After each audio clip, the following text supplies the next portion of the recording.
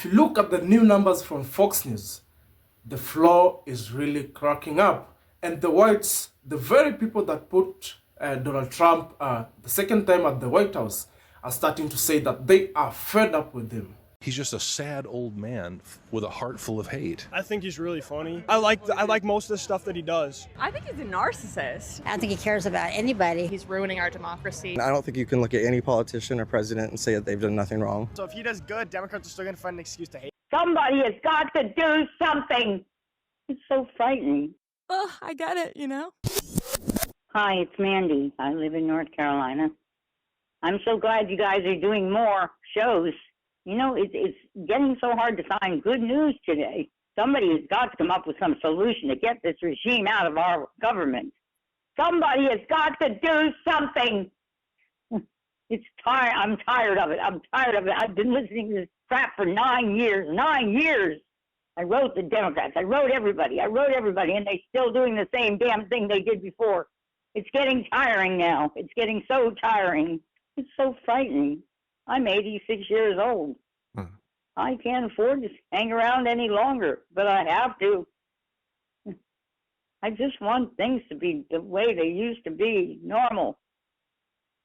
We can get these guys out of there. Get them out of there. Somebody's got to do something. People are crying. They're crying for this to happen. Look at all the people who took to the streets on No King Day. It proves that we want him out. How do we get him out? We've got to find either legal ways or just go to war with him. I don't know. Today we ain't talking about work politics or Twitter fights. We're talking about the real reasons why white families living in places like Pennsylvania, Michigan, and Arizona are heading to the exit. Is it the economy? Is it the constant economic chaos? Or is it just fatigue? Why, oh why do poor white people vote against themselves time and time again? They vote for Trump and the other MAGA politicians only to have every promise broken, prices go up, social supports evaporate. Here's why. First, remember what I talked about recently, the psychological wage of whiteness. That term was coined by W.E. Du Bois to describe poor white folks being paid with social status rather than decent living conditions. They're convinced by the elites that they're better than black folks, better than immigrants, Latinos, LGBTQ folks. They're convinced that being white puts them in the same league as the elites. Of course, the elites know otherwise, but the poor whites buy it because they're grasping at straws. Second, they are convinced that the people they're supposedly better than are the big threat in their lives. Not the rich, not the corporations or the politicians, but immigrants, black folks, welfare queens, LGBTQ, criminals, you know, the usual scapegoats. Third, the elites promise protection to poor white folks. A politician comes along and says, I'll keep those people in their place, or I'll kick them out, or I'll lock them up. Or, more politely, I'll defend your values. They don't say, I'll make your life better. Well, they say it, they just don't mean it. They'll say, I'll make sure they don't get ahead of you. Fourth, they vote for the punishment, not the policy. When a law gets passed that slashes public housing or school funding or food aid, they think, good, that'll stop those lazy freeloaders. And they do some mental gymnastics that make them believe it's worth losing those things for their own families in order to see those problematic black people and immigrants and so forth being punished.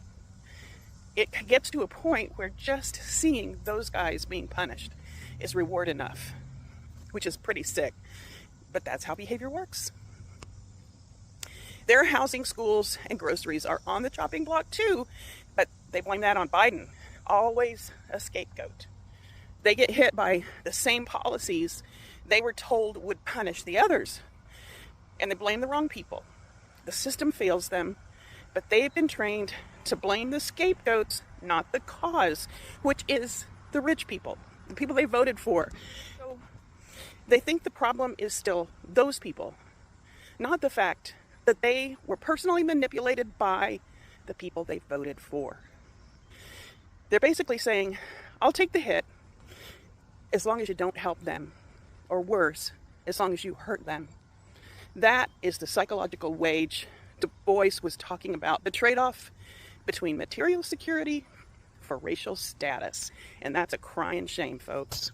There is a very interesting shift taking place as Trump rapidly ramps up his authoritarianism, and that is white people flipping the switch from capitulation to resistance. Let me explain what I mean.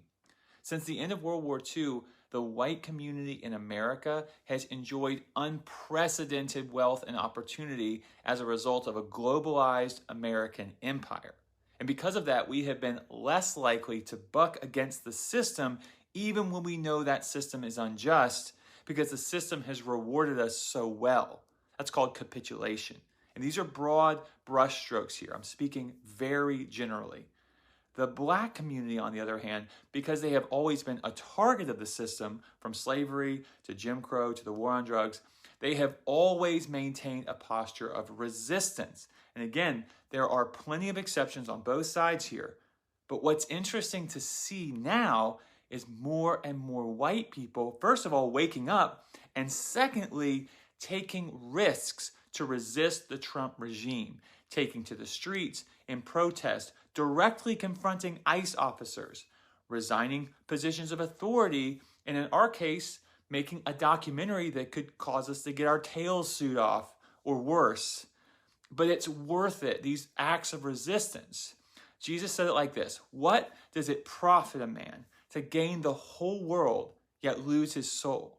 Because we cannot be people any longer who go along with wicked systems just because they benefit us. Why aren't Americans out in the streets protesting Trump's policies like they do over in Europe? Well, I'll take a shot at answering that. I'm not an expert, but I have opinions on the subject. If you're willing to listen, I'm willing to share. To begin with, I think there's a significant group of Americans who are simply apathetic. They don't care. They're willing to let the next guy handle it. They don't want to stick their necks out. There is yet another group of Americans who are simply so beaten down by the struggle of day-to-day life in this country that they don't have the energy to care. If you're a banker, if you're an attorney, if you're an engineer or an architect, a medical professional, or if you're in one of the specialized trades like electrical or plumbing, you can make a very good life here. But if you're not, there's a good chance you're struggling. And when you come home at night after that second job, all you want to do is collapse on the couch and put your feet up. You don't want to go out marching. I think Americans tend to have a negative perception of protesters, probably stemming from the days of the Vietnam War, when college students were out in the streets clashing violently with police. Americans, despite all the braggadocio and bravado, are a fairly docile bunch of people. They do what they're told. Additionally, there can be negative consequences for protesting in this country. For example, American corporations are incredibly sensitive to how they are perceived in the public eye. If it became known that a group of their employees was out marching in the streets and waving signs, there might be negative consequences. Those employees could face severance.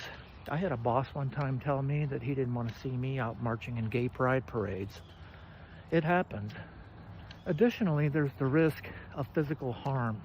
It wouldn't surprise me at all to hear that a group of MAGA brown shirts had descended on some protesters and tried to beat them up. And you have to remember that Americans are armed to the teeth. Guns are everywhere. In my state, you can carry a gun in your pocket without a permit or a license. But I think the biggest reason that Americans are not out protesting in the streets about Trump's policies is that they agree with them. I know that sounds incredible, but it's true. This is an aggrieved group of people who do not want the nation sharing its wealth with other countries. They feel like America has been taken advantage of by other countries. They are tired of seeing us give away our money and our resources to other countries. They don't want people from other countries coming over here to take advantage of the benefits and the opportunities that we have. They don't want to share. Back in World War I or World War II, you would have called these people isolationists. They don't want to get involved. They don't care what happens to Ukraine. They don't care what happens to Taiwan. They don't care what happens to Europe. They simply want to keep everything to themselves. In order to understand the American mindset, you have to know something about the way Americans live, because it is dramatically different than the way people in Europe live. In Europe, people read books, they go to museums, they travel, they're exposed to other cultures, other languages, other lifestyles. They're much more cosmopolitan in their perception of how the world exists and how we all get along with each other. Here in the States, it's completely the opposite. If you watched American TV commercials, you would think that we spend our discretionary time out rock climbing or kissing under the stars or roping cattle or doing any number of things that keep us engaged with each other. The fact is, we don't live like that at all. In America, people adore technology, and they have been seduced by media. And by media, I don't mean the news media, I mean the medium itself. Television, movies, the internet, video games. They spend a great deal of their discretionary time consuming media. And the problem with America's fascination with technology and its adoration of media is that it can be very isolating. For instance, in America, you don't have to go to an office building to work anymore. You can work from home. You don't have to go to the grocery store or to the department store to pick up your goods. You can just have them delivered. You don't have to go out to a restaurant to enjoy a meal. Have it delivered to your house. You don't have to go to a movie theater to watch a movie. Just stream it on your computer or your TV. So Americans spend a great deal of time home alone. They are not exposed to a multiplicity of cultures or languages or experiences. They're home alone. And because this technology allows them to do it, they can curate their information sources so that they only hear the information that they want to hear. In other words, their biases are confirmed over and over and over. So in Europe, where you have large groups of people living in close proximity to each other, with a variety of cultures, a variety of languages, and a variety of worldviews, here in the United States, you tend to have people living in silos and echo chambers of confirmation bias. Is it any wonder that Americans live in such extreme conditions? There's no middle ground in this country anymore. You're either extreme left or extreme right. The middle ground has been eliminated by the technology that enables people to be alone all the time. We've basically become a nation of angry sociopaths. And that's why people don't get out and protest, because they agree with what Trump is doing. Trump appeals to their confirmation bias. The country is like an open wound, and Trump is quite literally the infection that is exploiting that open wound. So if you were wondering why Americans don't protest, I think that's why. The president has gone too far. Everybody needs to wake up. The occupant of the Oval Office is ignorant to the Constitution and has no regard for the rule of law. Trying to silence me, in proposing to court-martial me, in threatening to kill me for fighting back when our democracy demands that we must fight back. President Trump has crossed a line. And this time, it's not going to work. I will not be intimidated by this president. I am not going to be silenced by this president or the people around him, because I've given too much in service to this country to back down to this guy. In 1991, when Donald Trump was driving the Taj Mahal casino into bankruptcy, I was getting shot at over Iraq and Kuwait. In 2001, after Donald Trump said that the collapse of the Twin Towers meant he now owned the tallest skyscraper in Manhattan, I was carrying flags honoring 9/11 victims into space on a rocket ship. In 2003, when Donald Trump was writing birthday greetings to the monster Jeffrey Epstein, I was the first on the scene to recover the bodies of my fellow astronauts who died when Space Shuttle Columbia exploded during re-entry. In 2011, when Trump was hosting a reality show and peddling conspiracy theories against President Barack Obama, I was sitting next to my wife's hospital bed as she recovered from a gunshot wound to the head. My point is this: I've been through a lot worse in service to my country. The president and Pete Hegseth are not going to silence me. They aren't going to keep me from speaking out, and they're not going to keep me from doing my job. Back in 2024, the big promise was that tariffs would bring job backs and will fix the economy.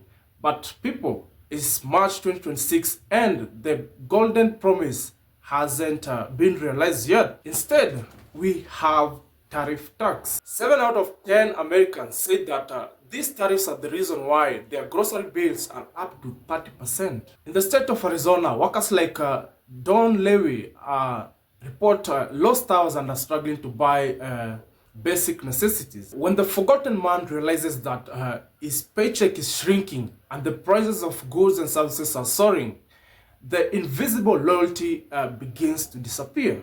And this is not just about money, it is the feeling of safety of being at home. Remember Operation Metro Surge?